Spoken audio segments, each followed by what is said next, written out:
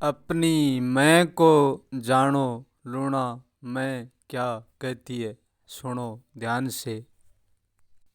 मैं कहती है मैं एक पड़ा हुआ मैं हूँ, कहीं नहीं आता हूँ और कहीं नहीं जाता हूँ।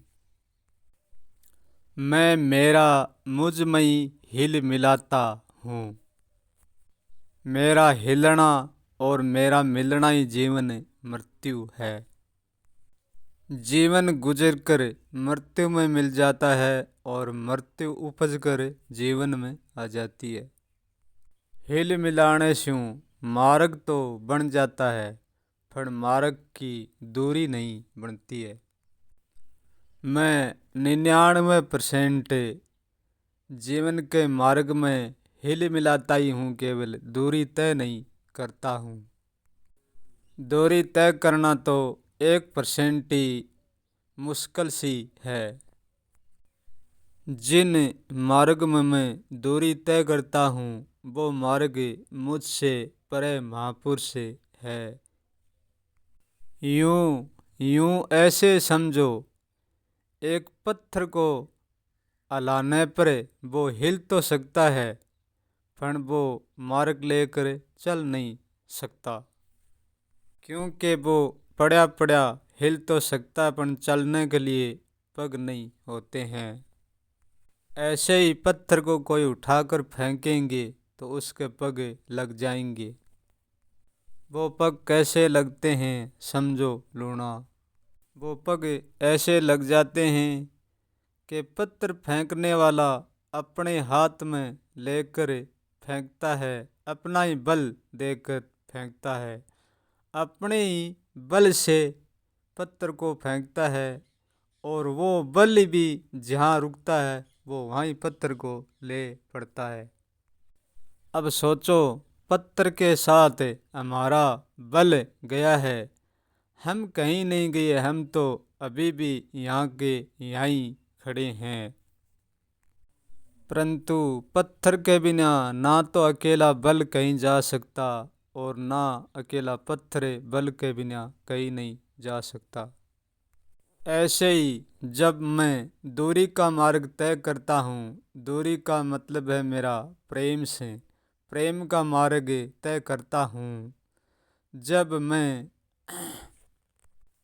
मैं अपने ही बल को अनुभव अरूपी दीपक देकर विदा कर देता हूँ, मेरे ही जीवन मृत्यु से और मेरे ही दीपक से मेरे को ही पार कर लेता हूँ।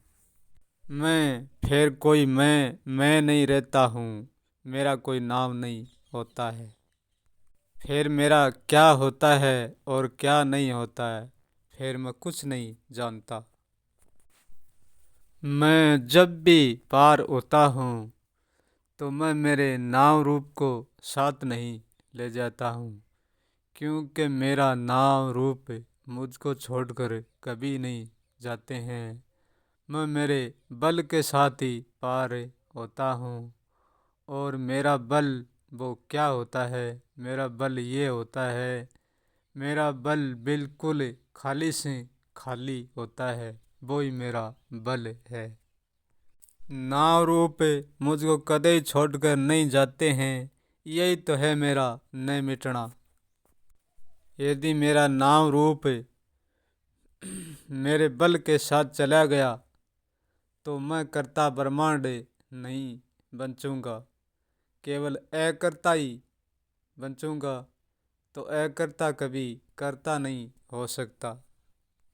जहाँ मैं अकर्ता हूँ बट कुछ नहीं, और जहाँ मैं करता हूँ वहाँ सब कुछ हूँ, क्योंकि मैं आदि हूँ और अनादि भी हूँ।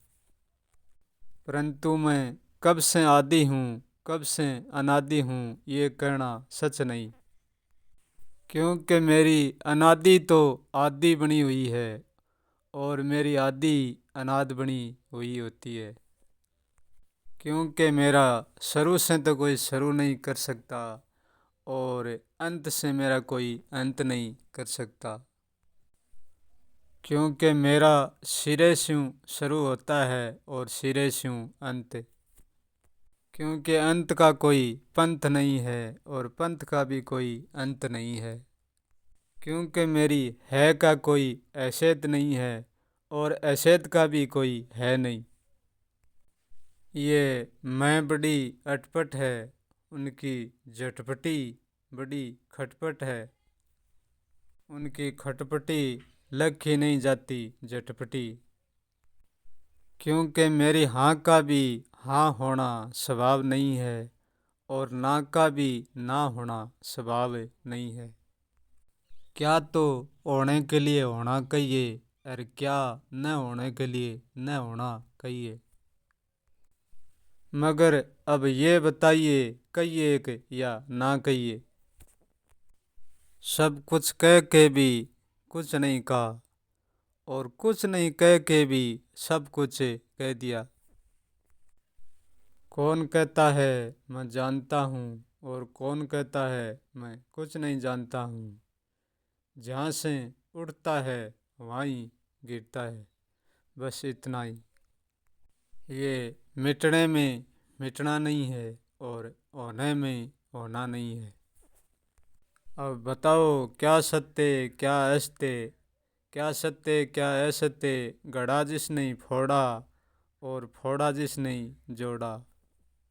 यहाँ क्या कहूँ एक क्या कहूँ अनेक, एक कहूँ तो ये सच नहीं, अनेक कहूँ तो ये सच नहीं। फिर एक कहूँ तो सच है और अनेक कहूँ तो ही सच है। फिर ये कहूँ कि कुछ का भी कुछ नहीं है तो भी कुछ नहीं है।